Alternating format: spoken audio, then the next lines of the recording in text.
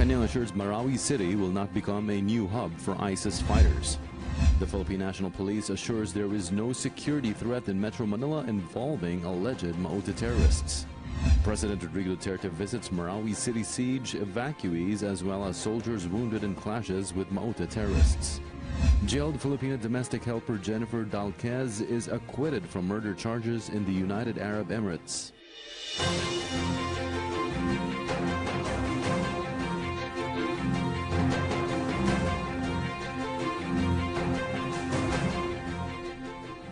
This is PTV News. Good evening. I'm Catherine Vital with Richmond Cruz and Sharms Espina.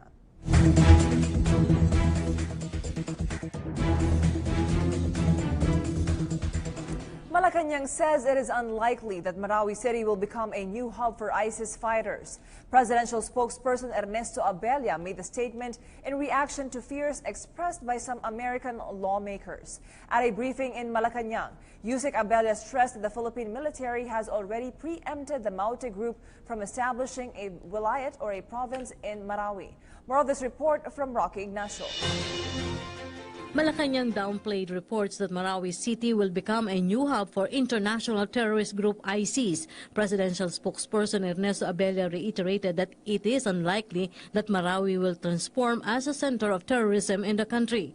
He said the government forces are in control of the situation in the area. The palace official also reported that 16 buildings in Marawi are now in the hands of the government troops. Well, at this stage, I suppose we'll have to take the position that it's unlikely for Marawi to become a new hub for IS fighters.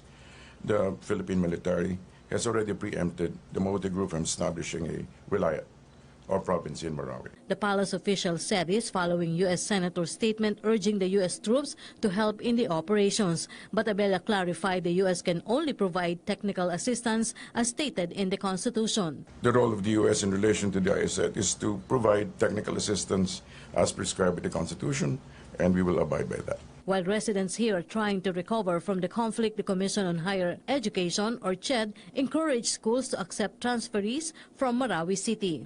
We issued an advisory to the schools that they should accept transferees even with incomplete records. Immediately accept them in light of the problem that we are encountering in Marawi so that the records can come later. In the press briefing, De Vera announces the implementation of the 8.3 billion pesos tuition assistance for poor undergraduate students in 113 state universities and colleges starting this June. While free tuition for medical students are made available in 8 state universities and colleges, a return service will be part of the program to ensure that new doctors will not leave to find job abroad after passing the medical board examination. There's no debate anymore that we lack doctors in many areas in the country, especially in far-flung areas. That's why this intervention or this program of the Duterte administration is an immediate response to that problem. For the Nation, Rocky Ignacio. Joint clearing operations by the police and military are surely shrinking the Maute stranglehold in Marawi City as AFP and PNP forces begin to circle enemy hideouts with a successful recapture of more than a dozen buildings from the hand of the drug manufacturing Islamist extremists. PTV's Julius de Sambrun elaborates on yet another group of rescued civilians and the declarations of critical rehab efforts by concerned agencies once the fighting comes to an end. Continuous firefighting happened today in the Ground Zero. So far, 16 buildings in Marawi City have already been successfully cleared of Maute terrorists by the soldiers. Less than 4 barangays are still in the hands of the Maute fighters, who are taking after the style and tactics of the Islamic State in the Middle East and keeping themselves awake by using illegal drugs. But according to the Joint Task Force Marawi, they are in close coordination with their troops in the front line.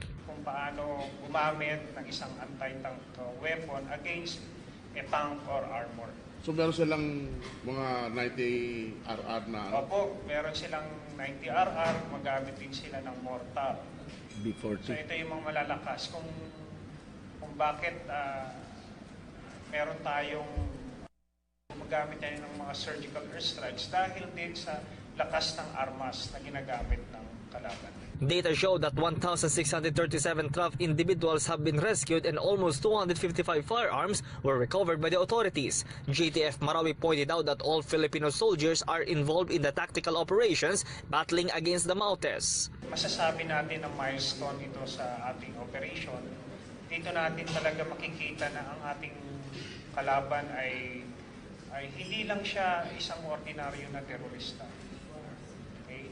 Makikita natin yung kanyang linkages sa bawal na gamot, sa criminalities. So, this can be attributed to their very Islamic tactics. Okay? Even the use of mosques, even the use of vital installations. So, makikita natin these are desperate people. Meanwhile, with the help of the different sectors, the Department of Public Works and Highways has expressed its commitment in the city's rehabilitation and reconstruction. Kagaya po ng nagawa na namin sa Zamboanga Seeds, sa Bohol Earthquake, yung pong nangyari sa Yolanda. Kami po ay nakahandang tumulong para mapabuti ang kalagayan ninyo samantalang nandito kayo sa mga ganitong evacuation centers. So, anuman pong oras, pag-utusan lang po ninyo kami sa pamamagitan ng mga agencies na ito na nabanggit ko at saka po ni Yusek Halad. Kasama po ang LGUs at iba pa pong agencies ng gobyerno na kalaang maipadama sa inyo na mahal kayo ng ating mahal na Pangulong Duterte. On the part of the Department of Health, free services for evacuees will be offered aside from rebuilding health facilities. Sa mga ospital, dito po sa Iligan, Lanao del Sur, Lanao del Norte, and even sa Cagayan de Oro, libre po. Wala po kayong babayaran. Kung kailangan pong ma-admit sa ospital, ginawan po namin ng paraan, whether sa government hospital or sa private hospital, wala po kayong babayaran. The TOH also given television sets so that the evacuees can watch health-related info materials. For the Nation, Julius de Zamboron, Iligan City. The internet, or the realm of cyberspace, is the largest repository of all knowledge and information.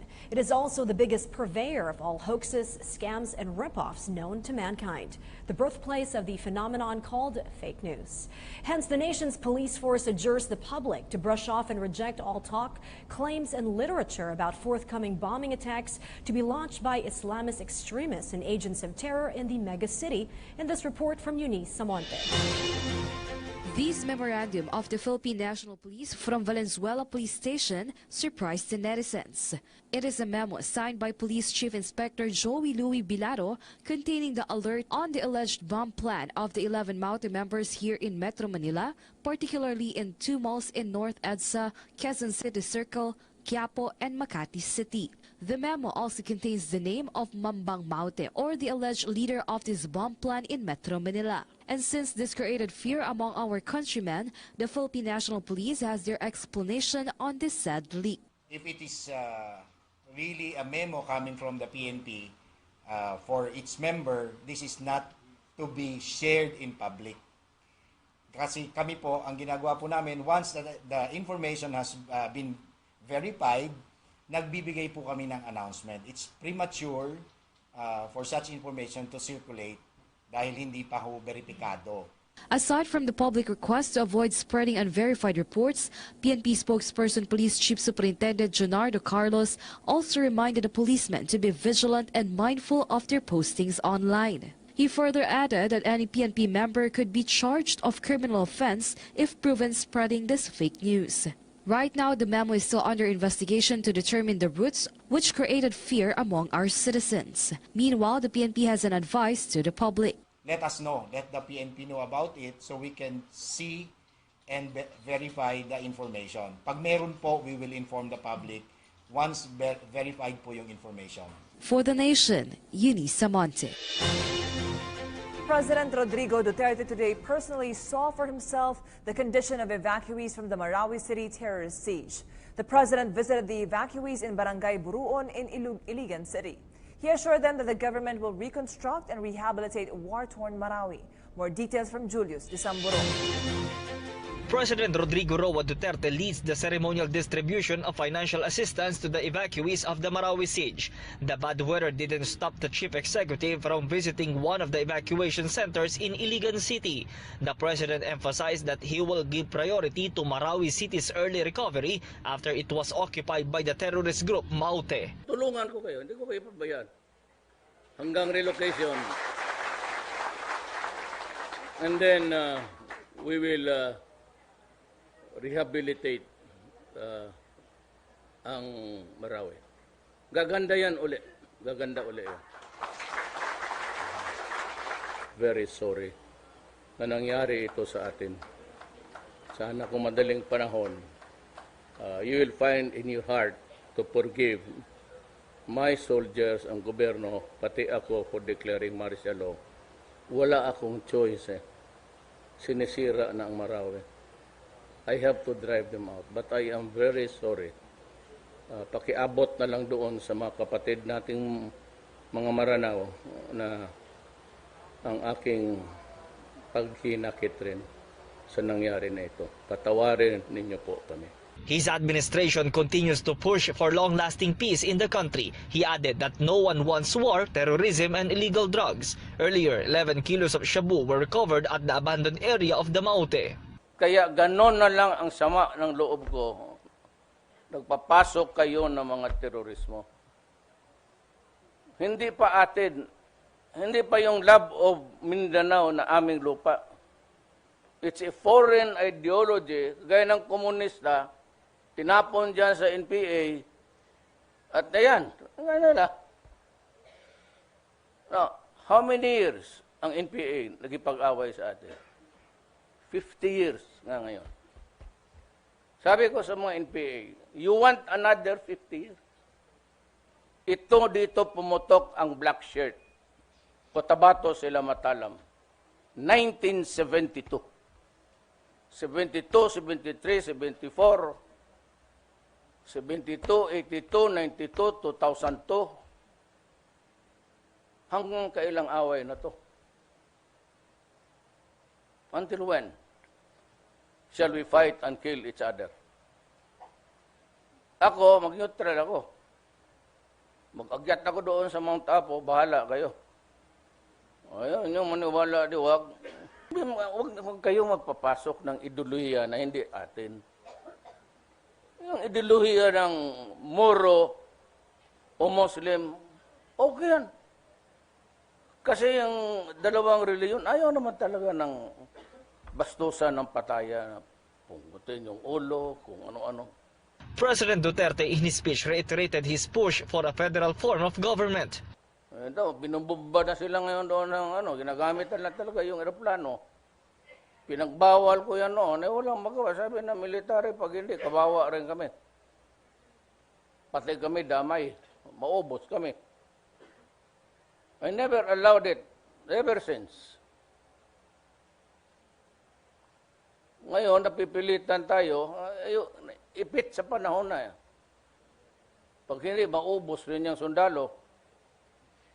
Ang problema na ito mag-civil war. Kasi sabihin ng mga civilian, mga Kristiyanos, hindi pala kaya ng army ito ba? Kanya-kanya na lang. Makita mo kung anong mangyari. Kung walang pulis pati army dyan, magsalpukan kayo lahat dito. Anong mangyari sa buhay natin? Maranao people expressed their thanks to the President during his visit. For the Nation, Julius de Samburo, Iligan City. Another fallen Marine has been given a hero's burial at the Libingan ng mga Bayani in Taguig City. Marine First Lieutenant Raymond Abad was laid to rest shortly before noon today. He was among the 13 soldiers killed during a clash with Maute terrorists in Marawi City last June 9th. This report. First Lieutenant Raymond Abad of Philippine Marines was delivered to his final destination in Libingan ng mga Bayani. Lieutenant Abad is one of the 13 soldiers killed in Marawi City's encounter with Maute terrorists. Lieutenant Abad was part of Marine Battalion Landing Team 7 and a member of NOCC Class 22 of the Philippine Marines. Lieutenant Abad friends, family, and co-workers especially his wife, mourns for his death. According to the mother of the soldier, his son was a thoughtful child. We interviewed the wife of Lieutenant Abad. Gusto ko lang pong magpasalamat sa lahat ng taong nakiramay at dumamay sa amin, lalong-lalo na po sa family ng asawa ko. Maraming salamat po from Zamboanga, Cotabato. Maraming salamat po sa suporta. Lieutenant Abad considered a modern-day hero of our nation because of his sacrifices. The courage and dedication shown by Lieutenant Abad indicates that many Filipinos are loyal to their service. President Rodrigo Duterte assured financial support to all the families of the soldiers. For the nation, Juliet Carangyan. Albay Solon Joey Salceda says President Rodrigo Duterte is set to officially approve by the end of this month the 285 billion peso South Line of the North-South Railway Project, or NSRP, that will provide reliable rail system between Bicol and Manila. According to Salceda, the project will start this year, this time under a different procurement method. He said it remains a priority investment project of the national government and a vitally urgent infrastructure for southern Luzon. The project, which will be completed by 2021 within the term of President Duterte, involves new sets of railway tracks from Tutuban to Legazpi City in Albay, then to Batnog in Sorsogon, crossing the southern Tagalog region and mainland Bicol. Salceda said Japan and China have both recently pledged commitments to the project. Malacanang renews its calls for the communist-led National Democratic Front to show sincerity in pushing for true peace in the country. Presidential spokesperson Ernesto Abelia issued the appeal in the wake of calls from some legislators that President Rodrigo Duterte end the peace talks with the communist rebels. This followed the attack launched recently by the NPA on a police station in Maasin, Iloilo.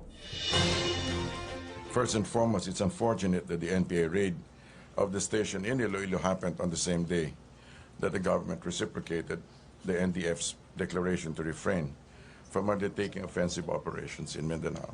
However, although the attack was not in Mindanao, the act was clearly, like we said,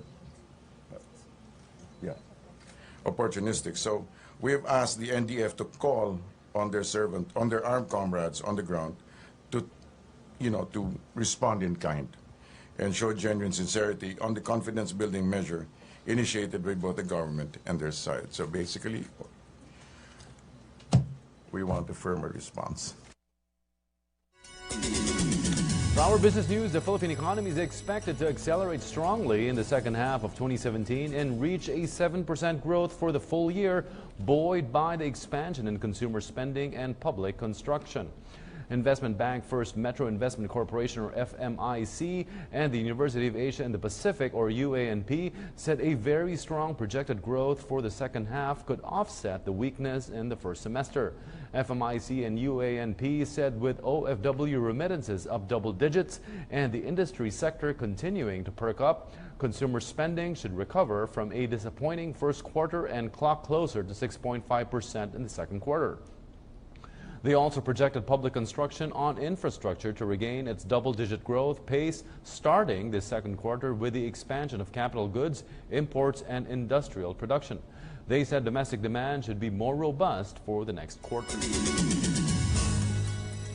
The spread and reign of fake news online has given rise to an alleged discovery of an unholy grain or fake rice, which is initially sending mild shockwaves to a befuddled and jittery buying public all over the islands. Hence, the National Food Authority has issued an advisory to all and sundry to be vigilant and cautious over their food staple purchases and to immediately report any suspicious-looking grains to the particulars contained in this report from Trixie Jafar. The National Food Authority assures the public that there is no proof that fake rice is being sold in the Philippine markets. According to NFA Assistant Director Becky Olarte, reports in social media showing alleged fake or plastic rice are being verified by NFA's Investigation and Enforcement Department, wherein they acquired a sample of the alleged fake rice from the netizen Rafael Furo Franco in Taguig City. Gagamitin ito para i-analyze pa rin sa ating Food Development Center Laboratory para makita talaga yung composition kung ito ba totoong kanin. Furthermore, Olarte gave guidelines in order to determine whether a rice is authentic or not for the public to ensure that what they are buying is real rice. Makikita mo na rin na lahat na butil ng bigas ay merong uka dun sa dulo, sa isang dulo ng bawat butil. Meron siyang parang nakauka na mukhang merong maputi na parang chalk doon. Ito yung pinagtanggalan ng ipa, yung kanyang covering. Tapos dun sa mismong pinakakatawan ng butil, meron parang mga guhit-guhit. Ito yung tinatawag na bran streaks. Pagkatapos yung kabilang dulo naman ng butil, kung saan may uka yung kabila, doon naman sa kabilang dulo, medyo parang pahilis yung hugis, hindi siya yung buong buo. Mga irregular shapes siya doon sa covering ng mismong pinakabutil. At saka ang magandang palatandaan din, lahat na klase ng bigas, hindi talaga siya uniformly sized. Imposibleng magkaroon ng parehong itsura ng mga butil sa isang halimbawa sa isang cup ng mga rice kernels. The public may contact NFA Bantay Bigas Hotline 0906-436-3133 to report any complaints related to suspected fake rice. Moreover, consumers are advised to buy only from retailers accredited by the NFA or from their suki. An NFA-accredited store displays the trader's full name and license number. Feedback sa amin sa rice mill, malalaman mo naman na fake ang bigas Kasi yung fake, isang size Halatang makina yung gumawa. Unlike yung mga ganito, kahit sabihin mo whole grain, wala siyang parang pulbos na tawag. Bumili sa mga talagang suki nila, saka kakilala. Yun lang talagang kwan. Tapos magtanong sila, saka huwag bibili ng kwan. Kung sakasakali, huwag bibili nung murang maganda. Meanwhile, NFA reiterated that there will be no price hike from commercial rice traders and that importation is expected to replenish the country's rice stock. For The Nation, Trixie Joffar. Share prices fell today due to profit-taking. The Philippine Stock Exchange Index lost 25.89 points or 0.33% to 7,917.86. The broader all-share shed 3.97 points or 0.08% to 4,719.24. More than 1.337 billion shares valued at 7.076 billion pesos changed hands. Advancers led decliners 95 to 91 and 52 issues were unchanged.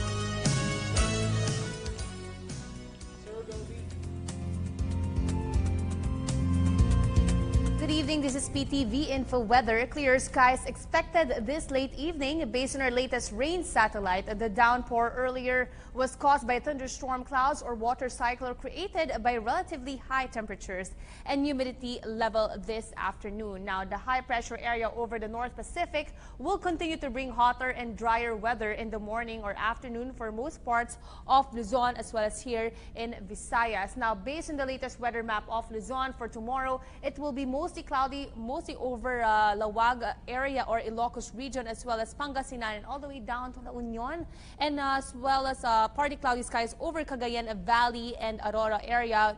Good weather, meanwhile, over Cordillera Administrative Region. As for Central Luzon, higher chances of thunderstorms or brief late afternoon or evening showers expected over National Capital Region as well as here in Olongapo and Subic area all the way up to Zambales and Clark area as well as in Nueva Ecija. Now, good weather is expected over Quezon area and Bicol region. As for those of you in the Visayas, sunny weather is up for Panay Island as well as Negros Island and all the way to Samar and Leyte provinces. Now we're looking at thunderstorms and light rain showers over Bohol and Tagbilaran and areas of Palawan. Now heading down south over Mindanao, brace for higher chances of rain showers and generally cloudy skies over Zamboanga Peninsula and northern Mindanao, ARMM and Soxargen as well as Caraga region. Now dry weather is up for Davao region tomorrow.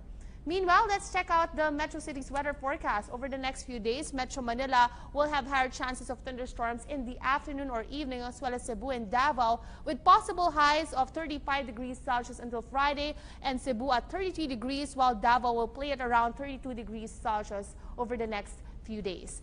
Now, for those of you excited for tomorrow's extra long day, June 21 Wednesday is June solstice, or better known as summer solstice around the world.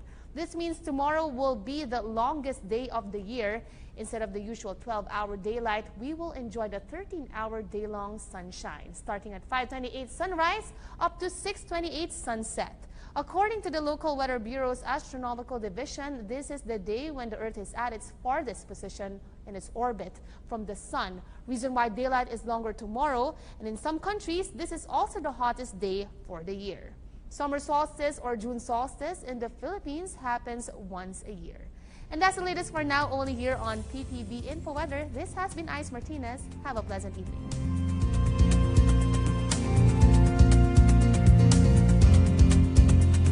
PTV News returns with more news here at home right after this break. Stay tuned.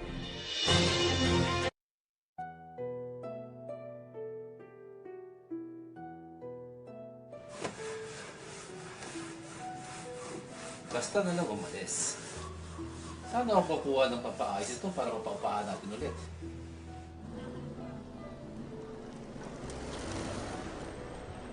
Hindi naman namin ni Dad.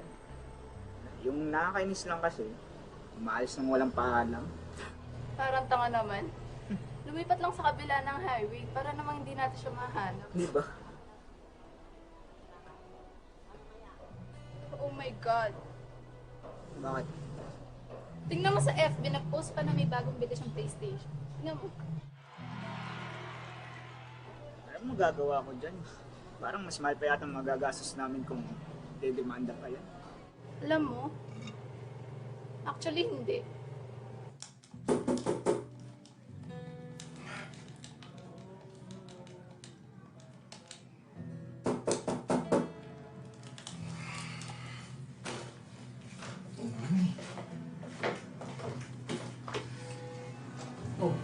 Mr. Michael Cruz? Oo, ano yun?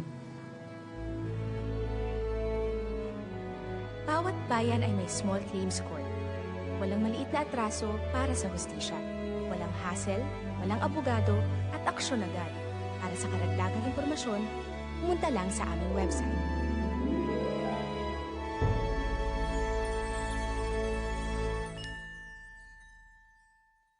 President Rodrigo Roa Duterte is in Russia for an official visit.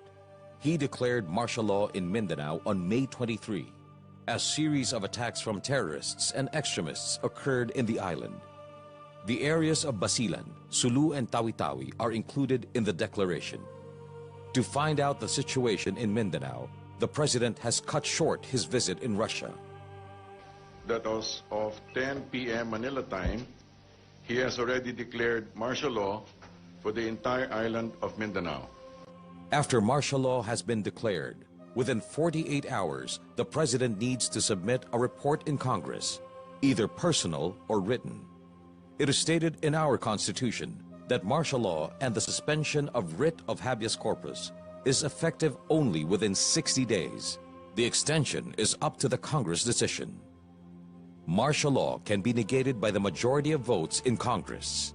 The Supreme Court can also question and decide on the declaration of martial law within 30 days. President Duterte's declaration of martial law in Mindanao aims to protect the residents who are being ruthlessly killed by local terrorists. The proclamation of martial law in Mindanao also aims to eliminate the fear of the Filipinos that the chaos in Mindanao is spreading throughout the country.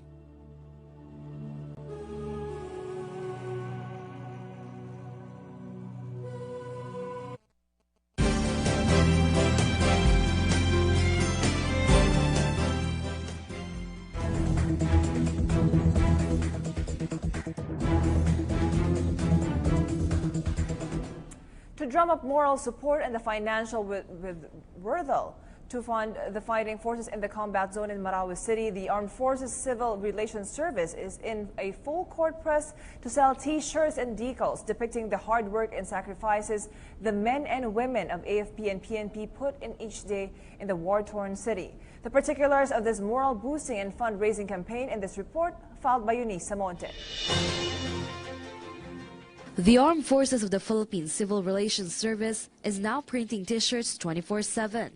This is because the Support Your Troops shirt is now in demand in local and international scene. The idea of selling these shirts is primarily not for profit or fundraising, but to boost the morale of our troops on the ground fighting in Marawi.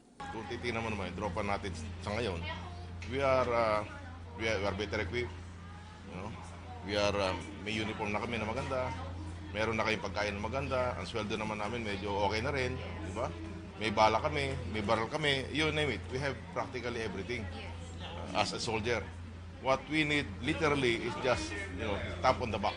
Speaking of supporters, other than government employees and students, people representing organizations are among the buyers of this shirt. Just like this couple from a nationwide car club who decided to buy shirts for distribution. Para supportahan yung mga Philippine troops, yung mga army, na lumalaban dun sa Marawi City. At saka para sa mga family rin to ng mga sundalo natin. They also bought stickers for motors and vehicles to be distributed to their car club members. Although, sensitibo kung magsuot sila, ma'am, kasi nandun talaga sila banda din sa war zone. Pero gusto pa rin nila. Parang hindi hadlang yung kaguluhan doon. Every day, CRS office receives more than 1,000 of orders here and abroad from Filipino communities, especially in Hong Kong and Japan. They even started buying additional heat press to accommodate more orders 24/7. Messages can also be posted by supporters online by using the hashtag #SupportOurTroops on every post. T-shirts can be bought for only 150 pesos on the numbers flashed on your screen. People can also donate to the families of the wounded and slain soldiers and also to the families in evacuation center through the AFP bank account. For The Nation, Eunice Monte. Tourism stakeholders in Mindanao remain confident the industry will recover once the Marawi problem is resolved. The crisis that prompted President Rodrigo Duterte to place the region under martial law has resulted in several cancellations or postponements of tourist visits to Mindanao. Marita Maute has this report. Tourists planning to visit Davao has nothing to be afraid of as large part of Mindanao is very much safe, says Tourism Regional Director Roberto Alabado III. We have some local expats here in Davao. Then when martial law was declared, they were the ones who told me na it's just like every day. There's nothing changed actually here in Davao, and at the same time they feel much safer. Department of Tourism Region 11 admit though that there have been cancellations and postponements in tourist arrivals after the martial law declaration because of Marawi siege. But despite the setback, tourism and business sectors support President Rodrigo Duterte's decision, according to Marco Polo Hotel General Manager Doti Wegler-Cronin. It also does serve a positive purpose for us because if you cannot keep your guests safe and secure, there's going to be a lot more of, I would say actually, a negative consequences that one would experience. Life is normal here except for the additional checkpoints and more visible police and military officers within the city. And for the locals, this is a welcome development as they feel more secured. Pag nakakita ho tayo ng mga military at nakikita ho kami ng mga checkpoints, sa totoo lang po kami natutuwa. Kasi nakikita namin that our security forces are there to check if ang mga hindi kanais-nais na mga tao pumapasok sa amin. Affected sectors here attributes the tourism setback to wrong informations and misconceptions. If you roam around the city, one will see its business as usual here, says Catherine Dizon, marketing manager of Pearl Farm here in Davao.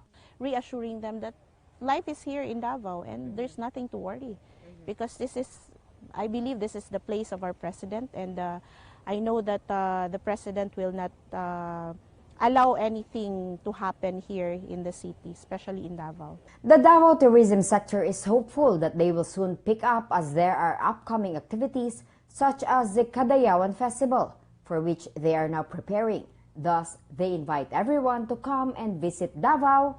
Life is here. For PTV News, Marita Maute. The Department of Labor and Employment has confirmed the acquittal of jailed Filipino domestic helper Jennifer Dalquez from murder charges in the United Arab Emirates. Labor Secretary Silvestre Berrio III also said there is a great possibility that Dalquez will serve a shorter prison term for stealing a mobile phone. The FA also said the Court of Appeals in Al Ain acquitted Dalquez from the alleged crime of murder of her employer, saving her from the death row. It added that there was no payment of blood money. Sa temporary imprisonment niya mabawasan yan kasi matagal-tagal na siya nakakulong. So that will be deducted from her 5-year imprisonment. In news overseas, talks begin this week on Britain's exit from the European Union, which will leave the bloc with only one heavyweight military power, France. As Henry Ridgwell reports, EU moves towards a common defense policy have raised fears in Britain that it could be frozen out of future security arrangements. Europe's security is at a turning point. Threatened by Russian aggression in Ukraine and Islamist militancy on its southern and eastern borders, the bloc is about to lose one of its major military powers. After Brexit, France becomes the most important military power in continental Europe, and I think that European security arrangements will have to reflect that. Currently, 4,000 French troops are fighting Islamist militancy in North Africa. President Emmanuel Macron wants EU allies to do more. I want to strengthen those European partnerships, in particular with Germany, and ensure that the German engagement intensifies. German Chancellor Angela Merkel does not want European security tied to a Franco-German military alliance, says Lucas. Because she's very keen to keep America fully involved in the defence of Europe. The European Union is establishing a command centre and $560 million defence fund, part of an emerging common defence policy. We are not suggesting in any way to substitute, duplicate or compete with NATO. This has to be clear. NATO has deployed several thousand troops in Eastern Europe to deter Russia. The European Union is no substitute, says Michael Wolfson of the University of the German Armed Forces in Munich, who spoke to VOA via Skype. Most of the continental European armies are simply unprepared for any military intervention, with the possible exception of the French armed forces. But the Bundeswehr is completely overloaded, underfinanced and under-equipped. Britain has long objected to an EU military force, but as Brexit talks begin, closer military integration is already underway, and France is taking the lead. For our sports tonight, FC Meralco Manila skipper James Younghusband hopes to get back in action in the ongoing Philippines Football League matches. Younghusband has been sidelined due to an ankle injury. This report. FC Meralco Manila skipper James Younghusband keeps his fingers crossed his injury will heal in time for their next upcoming games. Nothing he hates more than watching on the sidelines and not helping his team win, especially in this much-awaited inaugural season of Philippines Football League. He had already missed last Saturday's game against Kaya FC Makati on the same ankle sprain he sustained a week before on June 7 in a friendly exhibition game against commercial team from China. He sees this week as enough healing time for his foot injury, as well as to prep himself physically and mentally. I'm so proud of the boys. Everyone worked hard, every single player, and a really good result for us. Meanwhile, the midfielder is mighty proud of his team's unblemished record thus far in the tournament atop the leaderboard. The boys who've been working hard all week with the club, you can see that coach has done a great job getting them all work together, and everyone's stuck by each other. Still and all, the injured midfielder is pretty confident he will surely rejoin the lineup after this weekend's game if his ankle injury does not heal exactly for the next 2 matches, with a prospect of winning the PFL's maiden season looking really good. For The Nation, Kay Asuncion. A respected sports analyst fully believes that mixed martial arts superstar Conor McGregor does not stand a chance against undefeated boxer Floyd Mayweather Jr. He also says the upcoming match is a stain in Floyd's legacy. Dennis Principe has the details. There will be a huge stain in the legacy of former pound-for-pound king Floyd Mayweather Jr., no matter how convincing his win will be against mixed martial arts superstar Conor McGregor. According to sports analyst attorney Ed Tolentino, Mayweather will gain nothing in his impending victory over McGregor, except of course of the multi-million-dollar money the bout is expected to generate. Despite this, Tolentino believes a win by Mayweather could still lead to a mounting pressure for Mayweather to take on the best fighters in his division as soon as he disposes of McGregor. Because he will have improved to 50-0 but not against a quality opponent. So dyan papasok yung mga pangalan ni Manny Pacquiao, sina Gennady Golovkin, because people will now be asking for a real fight. Tolentino reiterates his belief that McGregor does not stand not even the slimmest chance of winning over Mayweather. Dahil unang-una, si Conor McGregor will not be allowed to employ MMA tactics. He will be forced to fight as a boxer and fight under boxing rules. Talagang dihadong-dihado itong si McGregor sa labang ito. No experience as a boxer, amateur or pro. The Mayweather-McGregor 12-round boxing match has been set on August 26 at the T-Mobile Arena in Las Vegas, Nevada. For the Nation, Dennis Principe. Former PBA superstar and Tivoli hotshot Alan Kaidik still holds the most number of three-point shots in a single game. Kaidik accomplished this feat on November 21, 1991, when in Tivoli's game against Ginebra, he sank 17 three-point shots. Kaidik is also among the players who holds the PBA's all-time records with the most points scored in a single game with his 79 points, most consecutive free throws made with 76, and most three-point field goals in a career with 1,242 triples. This was recently eclipsed by Jimmy Alapag with 1,250.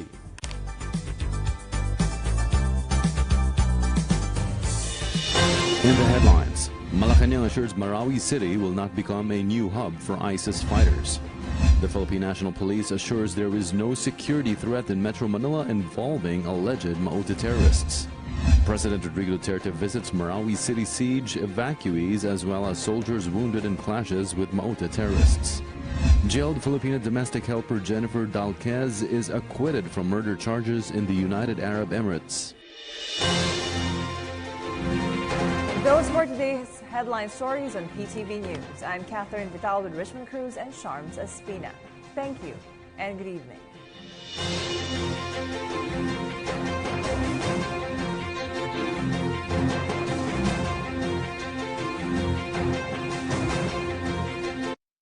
Do not be fooled by fake numbers. No